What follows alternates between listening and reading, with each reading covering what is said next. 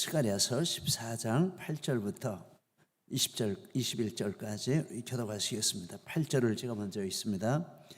그날에 생수가 예루살렘에서 솟아나서 절반은 동해로 절반은 서해로 흐를 것이라. 여름에도 겨울에도 그러하리라. 여호와께서 천하의 왕이 되시리니 그날에는 여호와께서 홀로 한 분이실 것이요 그의 이름이 홀로 하나이실 것이라. 온 땅이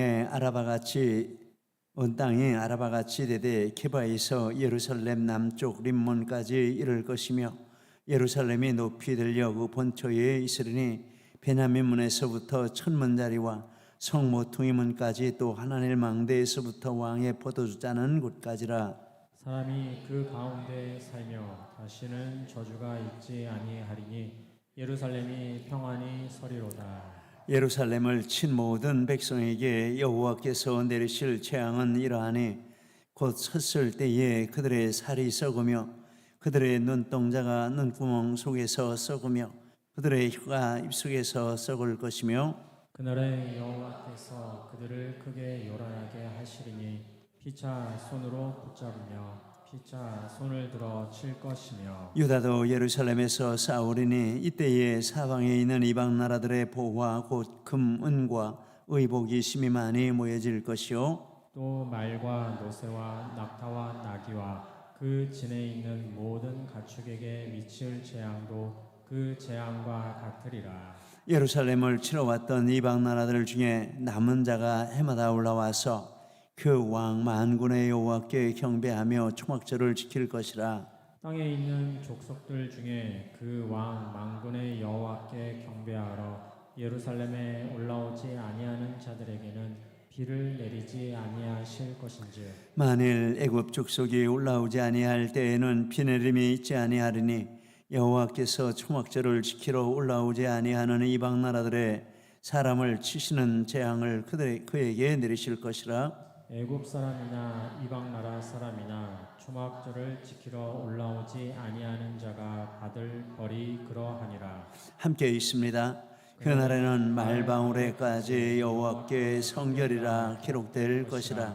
여호와의 전에 있는 모든 소치 제단 앞 주발과 다름이 없을 것이니 예루살렘과 유다의 모든 소치 만군의 여호와의 성물이 될 것인즉 제사 드리는 자가 와서 이 솥을 가져다가 그것으로 고기를 삶으리라. 그날에는 만군의 여호와의 전에 가나안 사람이 다시 있지 아니하리라. 아멘. 할렐루야. 오늘 하나님께서 우리를 예배의 자리에 불러주셨습니다. 우리 가운데 우리 하나님 임재해 계신 줄 믿습니다. 여호와의 날 이런 제목으로 이렇게 두 번째 제목으로 이렇게 삼았습니다. 지난 말씀 중에 여호와의 날에 대해서 말씀하는데 하나님께서 대적을 들어 하나님 백성의 죄를 징계하시는 날이고 또 이스라엘을 공격한 대적들을 멸하시는 날이고 궁극적으로는 예수님이 재림하셔서 선악간에 갚아주시는 날이다. 이런 뜻으로 여호와의 날을 이렇게 선고했습니다. 본문에도 계속 여호와의 날에 대해서 말씀을 하고 있습니다. 몇 가지로 정리를 해보면 첫째, 여호와의 날은 하나님께서 홀로 천하의 왕이 되신다. 이렇게 말씀을 합니다. 9절 말씀에 여호와께서 천하의 왕이 되시리니 그날에는 여호와께서 홀로 한 분이실 것이요 그의 이름이 홀로 하나이실 것이라 라고 말씀하는데, 그런데 성경 전체를 보면 가장 중요한 진리 중에 하나는 하나님만이 참된 하나님이시다.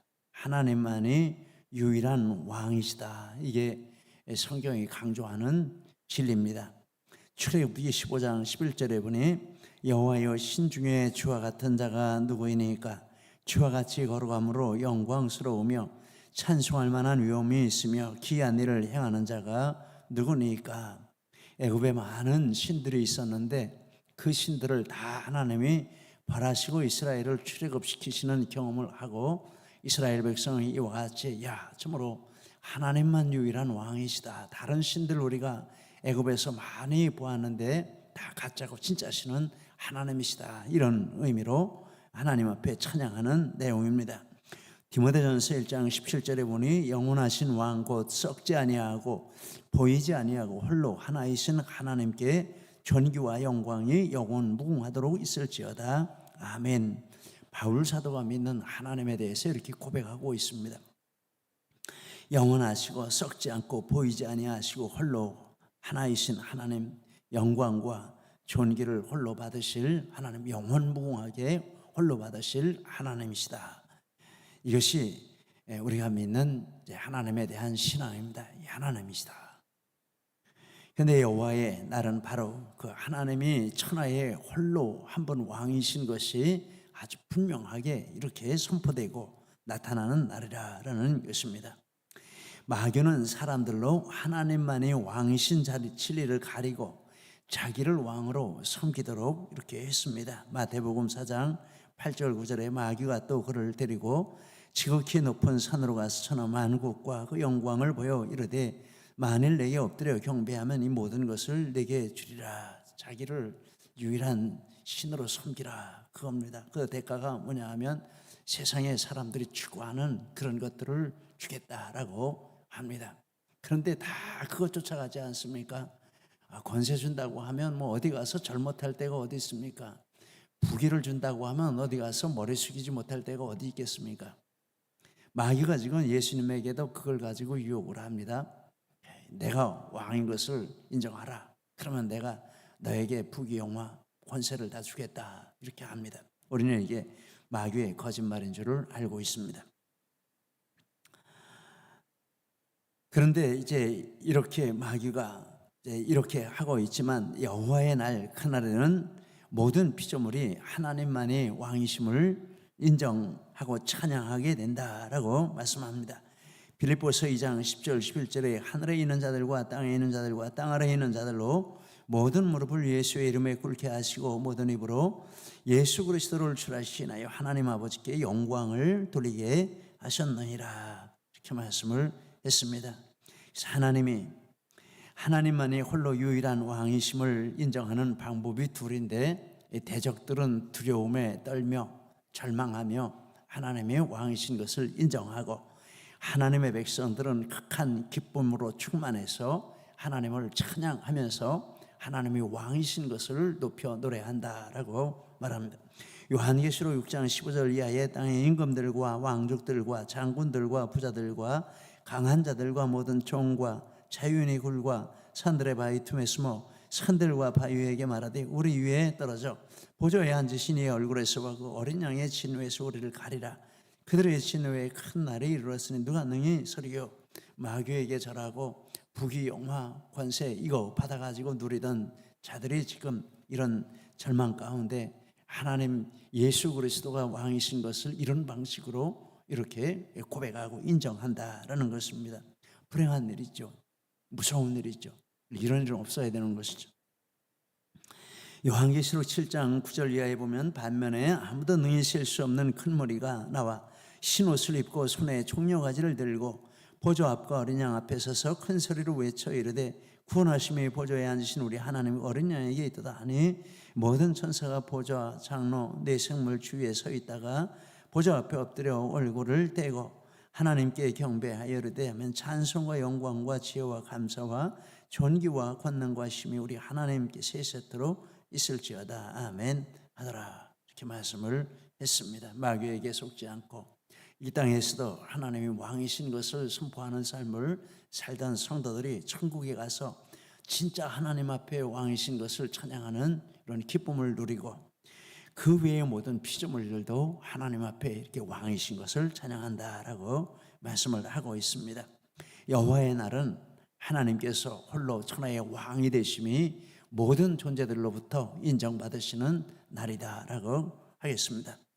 두 번째, 여호와의 날은 온 땅이 아라바 같이 되고 예루살렘이 높이 들리는 날이라. 10절에 보니 온 땅이 아라바 같이 되되 게바에서 예루살렘 남쪽 림몬까지 이를 것이며 예루살렘이 높이 들려 그 본초에 있으리니 베냐민 문에서부터 천문자리와 성 모퉁이 문까지 또 하나넬 망대에서부터 왕의 포도주 짜는 곳까지라.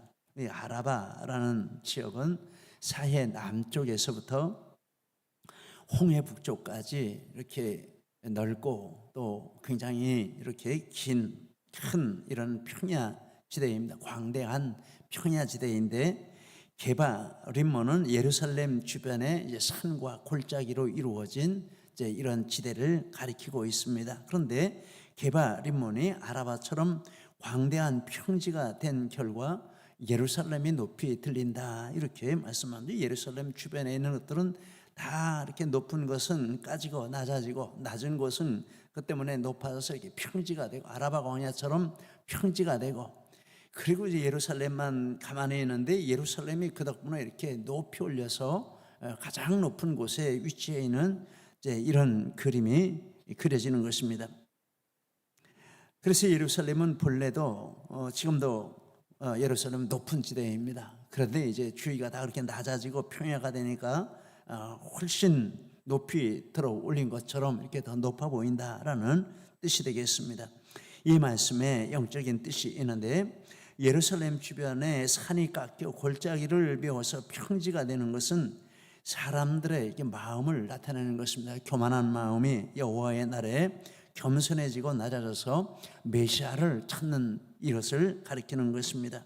이사야 40장 4절에 골짜기마다 더두어지며 산마다 언덕마다 낮아지며 고르지 아니한 곳이 평탄하게 되며 험한 곳이 평지가 될 것이요.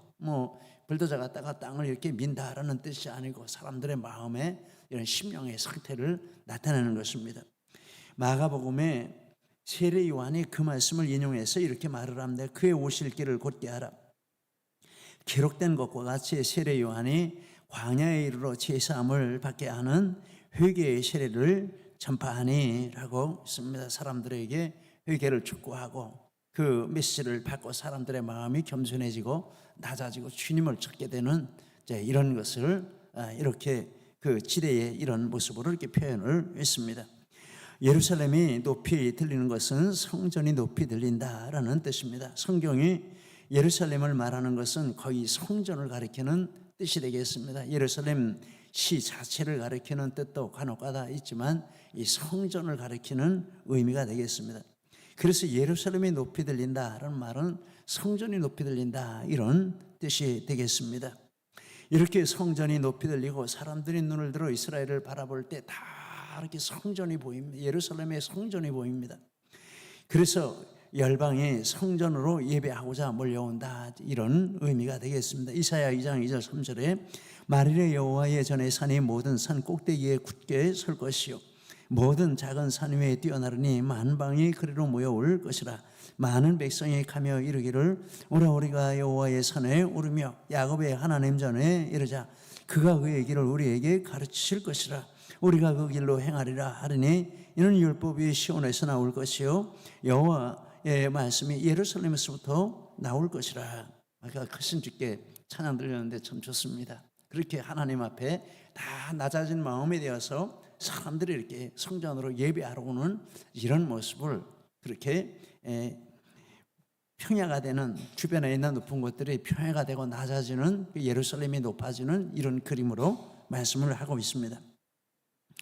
이사야 48장 1절 2절에 여호와는 위대하시니 우리 하나님의 성 거룩한 산에서 지니 찬양받으시리로다. 터가 높고 아름다워 온 세계가 즐거워하며 큰 왕의 성 곧 북방에 있는 시온산이 그러하도다.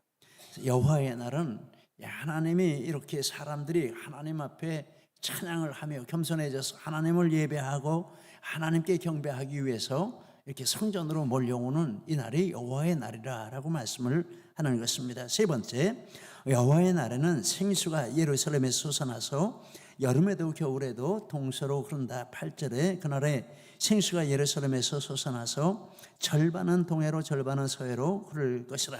여름에도 겨울에도 그러하리라. 생수는 성경에서 구원과 영생의 축복을 상징하는 의미가 있습니다. 이사야 55장 1절에 오라 너희 모든 목마른 자들아 물로 나오라. 돈 없는 자도 오라. 너희는 와서 사 먹되 돈 없이 값 없이 와서 포도주와 젖을 사라. 요한복음 4장 14절에 내가 주는 물을 마시는 자는 영원히 목마르지 아니하리니 내가 주는 물은 그 속에서 영생하도록 솟아나리라. 이 물은 이런 의미를 가지고 있습니다. 그래서 생수가 예루살렘에서 솟아난다라는 것은 이 성전이 세상 모든 사람들을 영적으로 살리는 이런 발원지, 이런 중심지가 된다라는 뜻입니다. 에스겔서 47장에 보면 성전 문지방 밑에서 물이 흘러내리더라. 이 강물이 이르는 곳마다 번성하는 모든 생물이 살고 강 좌우에 하에는 각종 먹을 과실 나무 열매가 끊이지 아니하리라. 성전은 곧 우리로 하면 교회죠. 그러면 교회에서 이런 은혜의 생수가 이렇게 나와서 세상으로 이렇게 흘러가는 게 진리인 줄 믿습니다. 그리고 흘러가는 방법은 어떻게 흘러갑니까? 이 우물가 여인처럼 교회에 와서 우리가 이 생수를 우리 마음에 이렇게 받는 것입니다. 받아가지고 나가서 그걸 흘려주는 것입니다. 그게 물이 흘러가는 것이죠. 할렐루야. 우리는 이런 사명을 받아서 부르심을 받았습니다. 예배 오는 것은 이 생수를 마시러 오는 것입니다. 이 여인이 생수의 이런 물질 우물의 물은 길다가 말았지만 영의 생수를 마셨기 때문에 그 물 존재 자체도 잊어버리고 나가서 막 하지 않았습니까? 와보시오. 내가 메시아를 만났습니다. 내 마음이 변화됐습니다. 내가 얼마나 기쁜지 모르겠습니다. 오늘 아까 전도하시는 거 보니까 우리 두 분 집사님이 막 이렇게 춤을 추면서 저쪽에서는 쳐다보지도 않는데 갔다가 머리를 내고 인사를 하면서 이렇게 하는 거 보니까 생심하신 분들 같아요. 할렐루야. 정말 보기 좋았습니다. 보거나 말거나 그거 상관없습니다. 내가 좋아서 하는 거니까. 생수가 흘러가는 것은 우리 성도들이 그 생수의 은혜를 사람들에게 이렇게 전하는 것이라 이렇게 보겠습니다. 그래서 생수가 흘러가는 것은 신약의 표현으로 하면 예수님의 지상명령으로 볼 수 있습니다. 마태복음 28장 19절 20절에 너희는 가서 모든 민족을 제자로 삼아 아버지와 아들과 성령의 이름으로 세례를 베풀고 내가 너희에게 분부한 모든 것을 가르쳐 지키게 하라. 내가 세상 끝날까지 너희와 항상 함께 있으리라 하시니라. 이게 지금 이 여호와의 전에서 생수가 흘러간다라는 말을 이제 신약의 예수님의 표현으로 빌면 바로 전도 명령입니다. 우리 전도해라 이 말씀입니다. 전도는 생수를 흘려보내는 방법이죠. 다른 방법은 뭐가 있겠습니까? 어떻게 생수를 흘려보내죠? 전도밖에는 다른 방법이 없습니다. 그래서 사람들이 미련하게 볼지 모르지만은 전도에 미련한 것으로 구원받는 믿는 자들을 구원하시기를 기뻐하셨도다. 때를 얻든지 못 얻든지 전도하라 이렇게 말씀을 하셨다라고 믿습니다. 그리고 이 생수가 절반은 동해로 절반은 서해로 여름에도 겨울에도 이렇게 끊이지 않고 흘러가는 것은 이 생수가 이 복음이 모든 시대 끊임없이 모든 영혼들에게 계속해서 공급되는 이 통로의 역할을 교회가 해야 하고 또 할 수 있다라는 뜻인 줄 믿습니다. 교회는 이 사명이 있는 줄 믿습니다. 그리고 가능한 줄 믿습니다. 왜냐하면 하나님이 하시는 일이기 때문에 우리가 하나님 앞에 순종하고자 하면 불가능한 것이 없는 줄 믿습니다. 할렐루야. 할렐루야. 할렐루야. 네. 불가능하지 않습니다. 가능합니다. 이 여호와의 날은 생수가 흘러나서 가는 곳마다 에스겔 47절에 보니까 가는 곳마다 성전에서 나온 생수 가는 곳마다 만물을 살리고 바다의 생물을 살리고 강가의 모든 초목들을 살리고 정말 놀라운 일이 일어나서 진짜 우리가 복음의 능력을 가지고 나가면 이런 역사가 일어나는 줄 믿습니다. 이게 여호와의 날입니다. 여호와의 날에는 사람이 예루살렘에 살며 다시는 저주가 없고 평안히 산다. 11절에 사람이 그 가운데 살며 다시는 저주가 있지 아니하리니 예루살렘이 평안히 서리로다. 이 말씀은 이제 첫째로는 천국, 궁극적으로는 천국의 말씀. 요한계시 22장에 보니 그들은 하나님의 백성이 되고 하나님은 친히 그들과 함께 계셔서 모든 눈물을 그 눈에서 닦아주시니 다시는 사망이 없고 애통하는 것이나 곡하는 것이나 아픈 것이 다시 있지 아니하리니 처음 것들이 다 지나갔음이로라. 이 천국에는 궁극적으로 눈물이 닦아지는 하나님의 눈물을 닦아주시는 곳인 줄 믿습니다. 그러나 이 땅에서도 성도가 참된 안식과 평안을 누리는 이것을 예루살렘에 다시 저주가 없다라는 그리고 평안히 예루살렘에 선다라는 이 문장 속에 들어있는 줄 믿습니다. 어떻게 안식과 평안을 누릴까 두 가지로 생각을 해보았습니다. 첫째, 인간관계에서 안식과 평안을 누립니다. 시편 3편 5절 6절에 내가 누워 자고 깨었으니 여호와께서 나를 붙드시미로다. 천만인이 나를 에워싸 친친다 하여 나는 두려워하지 아니하리로다. 마음 평안해요. 원수들이 뭐 어마어마하게 있어도 지금 다윗은 마음이 평안하다. 인간관계에서 자유함을 얻었습니다. 해방을 얻었습니다. 이거 불가능합니다. 사람으로는 안 됩니다. 그런데 여호와의 나라의 은혜를 받으면 가능한 줄 믿습니다. 두 번째, 모든 환경에서 안식과 평안을 누립니다. 시편 46편 1절 3절에 하나님 우리의 피난처 쉬우심이시니 환난 중에 만날 큰 도움이시라. 그러므로 땅이 변하든지 산이 흔들려 바다 가운데 빠지든지 바닷물이 솟아나 뛰놀든지 그것이 넘침으로 산이 흔들릴지라도 우리는 두려워하지 아니하리로다. 셀라. 이 환경 얼마나 무서운 환경입니까? 그런데 그 환경 가운데서 평안을 누린다라고 이렇게 말씀합니다. 하나님이 우리 가운데 능력을 주시면 그러한 줄 믿습니다. 그런데 이 모든 우리의 삶의 영역 크게 나누면 인간관계의 영역에서 또 이런 환경의 영역에서 우리가 안식을 누리고 평안을 누리는 그것을 예수님이 우리에게 주셨다라고 말씀을 하고 있습니다. 그런데 예수님이 먼저 그것을 누리시고 본을 보여주셨습니다. 인간관계에서 어떻게 평안을 누리셨는가 보니까 죄짐을 대신 지시고 절대 용서로 절대 평안을 누리셨다. 이렇게 생각을 하게 됩니다. 누가복음 23장 34절에 예수께서 이르시되 아버지 저들을 사하여 주옵소서 자기들이 하는 것을 알지 못함이니이다 하시더라. 아니 십자가에 달려 죽으시면서 이런 용서의 말씀을 하셨어요. 우리 조금만 상처받아도 정말 철천지 원수처럼 생각하지 않습니까? 그런데 얼마나 그 전에 많은 공격을 이 사람들한테 받으신 거예요. 진짜 말할 수 없는 공격을 받고 모함을 받아가지고 십자가에 죽으시면서 그들을 절대 용서하시는 이런 기도를 하셨다라는 거죠. 이렇게 용서하시니까 마음에 절대 평안이 있는 거죠. 마음에 평안이 없는 거는 용서 못하기 때문에 평안이 없는 겁니다. 그래서 너를 죽이려면 내가 먼저 죽어야 너를 죽는 거. 너한테 칼을 휘두르려면 내가 먼저 상처를 받는 거죠. 예수님은 절대 용서를 통해서 절대 평안을 누리시는 이런 본을 보여주셨습니다. 저도 못하지만 말만이라도 하는 것입니다. 그래서 정말 말하면서 또 제가 제 귀로 듣습니다. 이래야 된다, 이래야 된다, 이래야 된다, 이래야 된다. 자꾸 저도 저에게 말을 하는 것입니다. 또 환경에 대해서는 말씀에 절대 순종함으로 절대 평안을 누리셨습니다. 마태복음 4장에서 물질에 대해서 야, 너 힘들고 어려운데 물질 이렇게 해서 문제 해결해. 그러니까 하시는 말씀이 예수께서 대답하여 이르시되 기록되었으되 사람이 떡으로만 살 것이 아니 하나님의 입으로서 나오는 모든 말씀으로 살 것이라 하였노이라 하시니 자, 물질 문제 하나님께 순종함으로 이렇게 해결을 하셨습니다. 참 두렵습니다. 이런 말 들을 때 야, 이거 읽으면서도 겁이 납니다. 이거 정말 이렇게 야, 이거 이 40일 굶고 진짜 이거 사람의 이 한계를 초월했는데 마귀가 와서 하는 말이 하나님 말씀으로 들리지 않겠습니까? 이런 정도 안 가도 정말 이렇게 쪼달리고 힘들 때 얼마나 인간적인 생각 많이 합니까? 그런데 원칙이 변함이 없습니다. 그런 소리 하지 마라. 하나님 말씀으로 산다 나는. 두 번째, 인기명에 여기에 있어서도 마태복음 4장 7절에 보니까 예수께서 이르시되 또 기록되었으되 너희 하나님 시험하지 말라 하나이라. 뭐 이런 거 할 때는 이런 거 해주십시오. 뭐 이렇게 안 한다라는 것입니다. 그냥 하나님이 하라면 하는 거지 인기명예를 위해서 내가 모험을 하고 뭐 이렇게 안 하겠다라는 것입니다. 세 번째,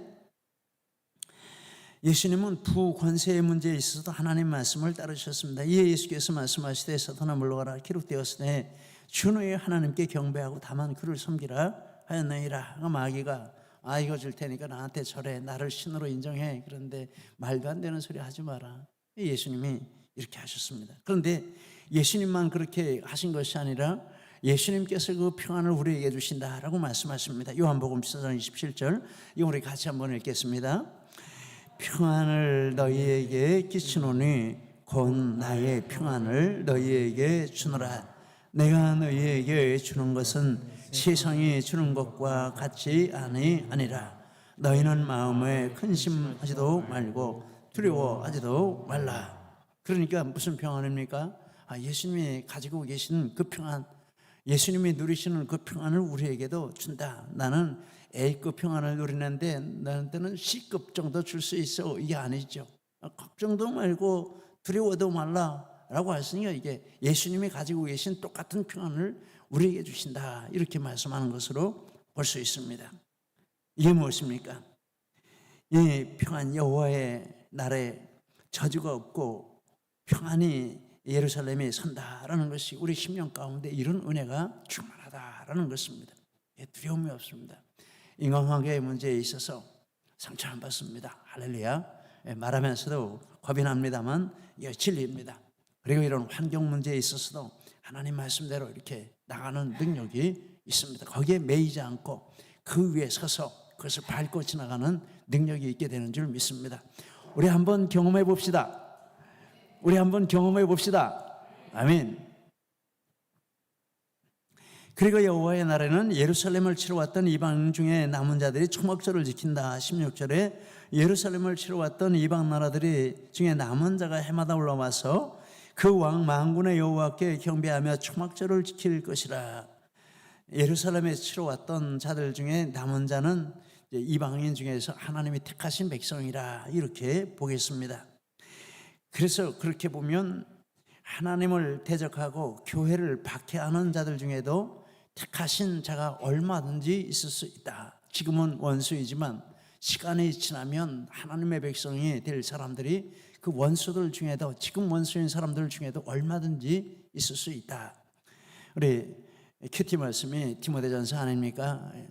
그 원수가 종이 된 그 예가 있는데 누굽니까? 바울 사도가 원수가 종이 된 거죠. 정말 박해할 그때 보면 저 사람은 지옥 아랫목에 가 있을 사람이다, 이렇게밖에는 안 돼요. 뭐 달리 해석할 방법이 없습니다. 그런데 그 사람이 뒤집어져서 최고의 사도가 될 줄을 누가 알았겠습니까? 그게 바로 예루살렘을 치러 왔던 중에 남은 자, 하나님의 택하신 백성이 그것입니다. 그래서 바울 사도 말하기를 디모데전서 1장 13절 14절에 내가 전하는 비행자요 비방자요 박해자요 폭행자야, 우리 주의 은혜가 그리스도 예수 안에 있는 믿음과 사랑과 함께 넘치도록 풍성하였도다. 그런데 이런 생각을 해보았습니다. 바울 사도가 어떻게 그렇게 뒤집어지는 역사가 일어났지? 예수님이 찾아가서 그렇게 하셨지. 그 맞아. 그런데 예수님이 왜 찾아가셨을까, 바울을 왜 찾아가셨을까 생각해 보니까, 앞에 부분을 보니까 이